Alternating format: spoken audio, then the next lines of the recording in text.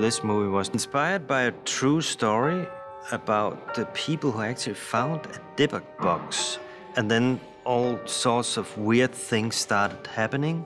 Even though it sounds sort of like mystical or like a fairy tale, it is a real thing in the Torah that it speaks about different types of demons that can attach themselves to a person. It lives between the living and the dead. And you have this mysterious entity coming in and being part of life.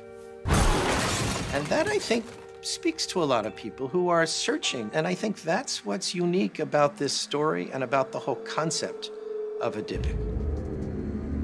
A dybbuk is a soul that has found no rest and therefore takes over another body. You have to understand, the dybbuk is trying to escape punishment for its sins. The avenging angels punishing the spirit cannot touch it when it's inside the body of a human being. You know, you have this soul that is in limbo, trying to find permanence, trying to find comfort. And you have your own soul, and there's that struggle.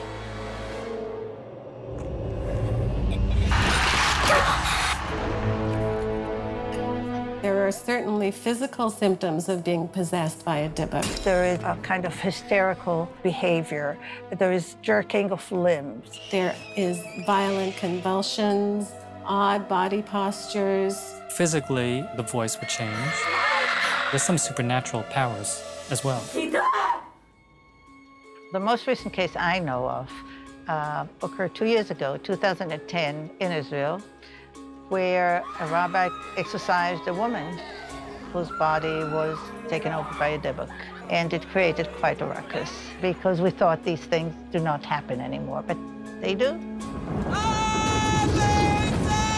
The rabbi is invoking God's name to say to the dybbuk, I am the representative of God, dybbuk, leave.